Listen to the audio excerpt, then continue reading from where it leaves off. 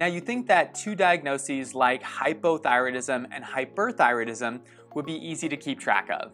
But if you've followed my content before, you'll know that health is not always black and white, and many chronic conditions are more progressive in nature with little twists and turns. And that can make it hard for you, the patient, to understand exactly what's going on with your body, and can also make it difficult for certain doctors to serve you in the best way possible. That's why in this video, my goal is to help you better understand the two diagnoses of hyper and hypothyroidism, what the differences are, what the causes and symptoms look like, and also where the overlap is between these two conditions.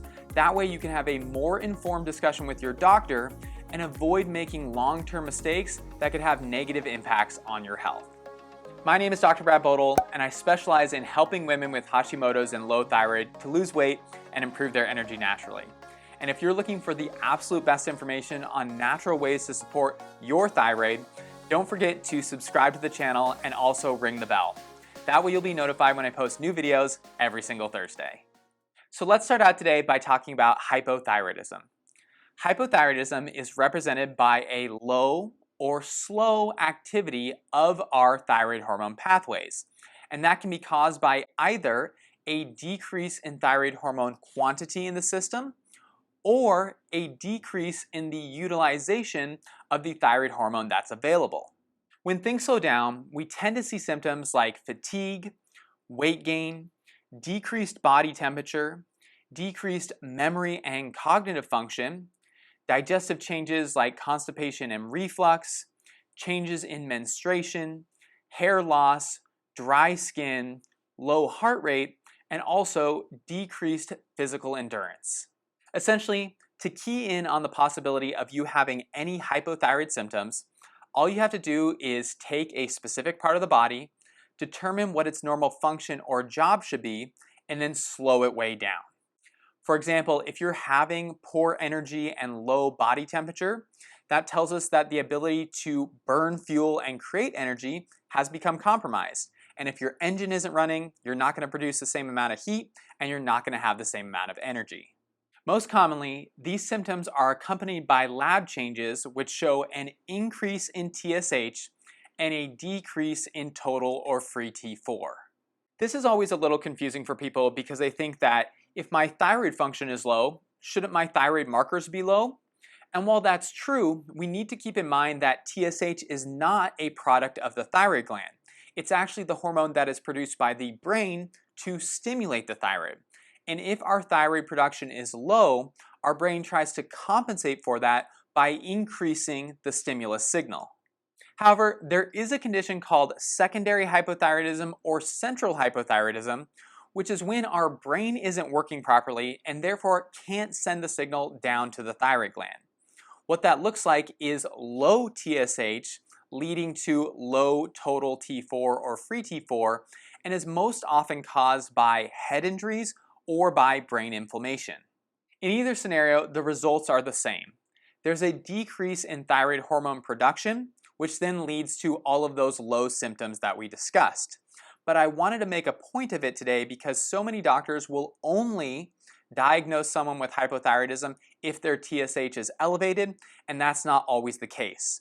We have to look at all of the lab markers together and assess them in context with your symptoms. But besides brain injuries that can lead to secondary hypothyroidism, what are the most common causes of primary hypothyroidism, which is where the gland itself is interrupted and can't function normally? Worldwide, the most common cause is too little iodine. However, in most industrialized nations, iodine has been added to the food system and therefore this is less of a problem. In iodine-replete countries, meaning places that have enough iodine, the most common cause is Hashimoto's hypothyroidism, which is an autoimmune condition that attacks the thyroid gland.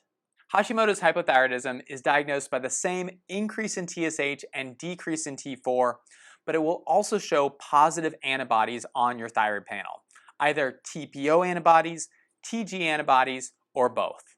While many people don't get their thyroid antibodies checked, I think it's a critical piece that at least needs to be assessed, especially if you've been dealing with chronic thyroid symptoms. And you'll see here in a moment when we start talking about hyperthyroid symptoms, why knowing if you have these antibodies is so important, and how it can inform the next steps that you take for your health. Finally, the less common causes of hypothyroidism are often due to some sort of medical intervention like thyroid removal due to cancer or goiter, radioactive iodine therapy, or excess thyroid blocking medication like methimazole. Now that we have a better understanding of hypothyroidism, let's talk hyperthyroidism. If hypothyroidism is things shutting down and running too slowly, hyperthyroidism is the opposite of that. Things are turned up to 10, our engine is revved up, and everything is running way too fast. This can cause symptoms like increased heart rate, heart palpitations, weight loss, fatigue, insomnia, increased sweating, and the feeling of internal trembling or shaking. And when we look at the labs, what we'll usually see is a depressed or low TSH value in combination with an increase in T4, T3, or both. The most common causes of hyperthyroidism include Graves' disease, which is an autoimmune condition that stimulates our thyroid gland to produce more hormone than it should, a hyperfunctioning or hot thyroid nodule, Hashimoto's thyroiditis, or taking excess amounts of thyroid hormone replacement. But this is where things get a little bit tricky. And in our last section, although we've talked about a bunch of different potential causes for hypo and hyperthyroidism, we're going to focus in on Graves' disease and Hashimoto's because these are the ones that most people are going to run into and need to be able to differentiate. Both Graves' and Hashimoto's are autoimmune conditions. And in fact, those antibodies that I talked about before that define Hashimoto's, the positive TPO and TG antibodies, those can also be positive in Graves' disease.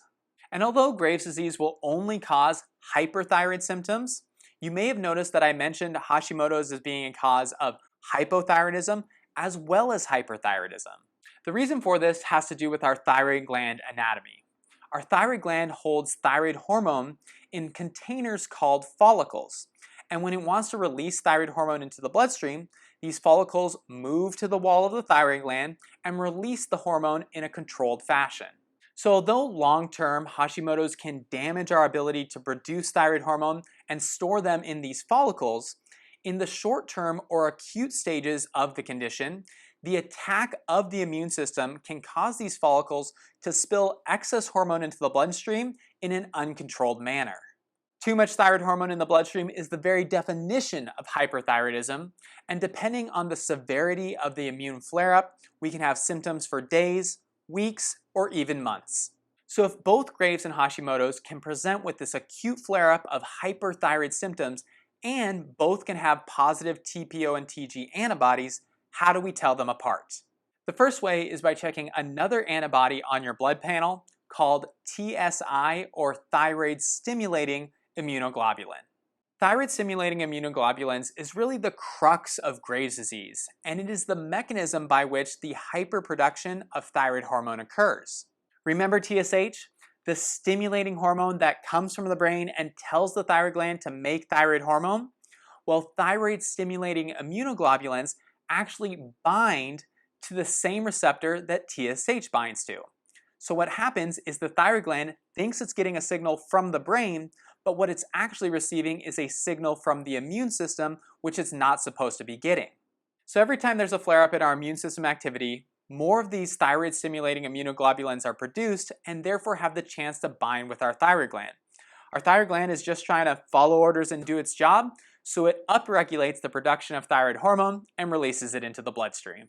This marker, TSI, is found in 90% of Graves' disease patients, and it is not found in people with Hashimoto's.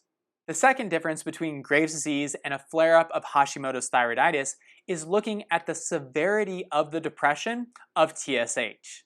We know that if there's too much thyroid hormone in the body, either due to increased stimulation from TSI or due to the uncontrolled release from the attack of Hashimoto's, it is going to decrease TSH. Essentially, the brain is going to recognize the increased levels of thyroid hormone, and it's going to say, I don't want to put any more orders in to make more, so I'm going to reduce the signal that I normally produce. but it's the degree to which TSH is reduced that makes a big difference here.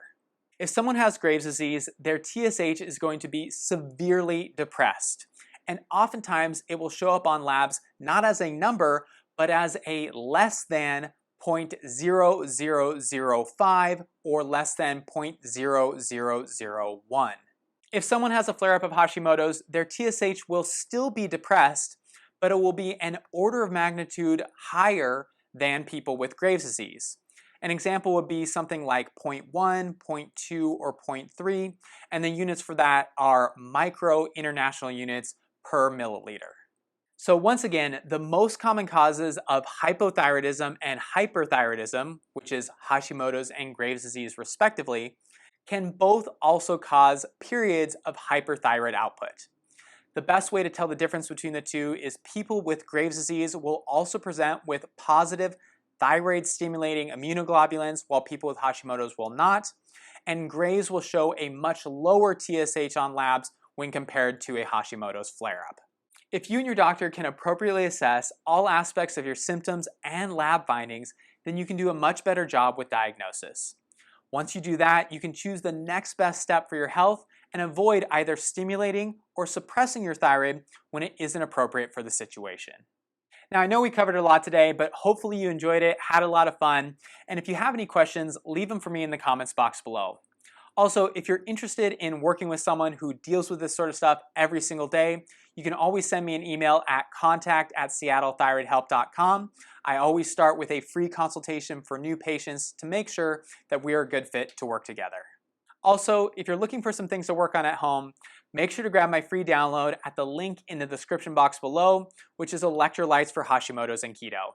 If you've already adopted a low-carb or ketogenic way of eating and you're still having some lightheadedness, fatigue, muscle cramping, and poor endurance with workouts, then you may need to do a better job of supporting your electrolytes, and the download will help you do just that.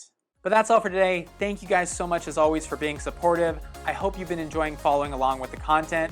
If you like this video, give it a thumbs up and also give it a share. My name is Dr. Brad Bodle, and I'll see you guys next Thursday.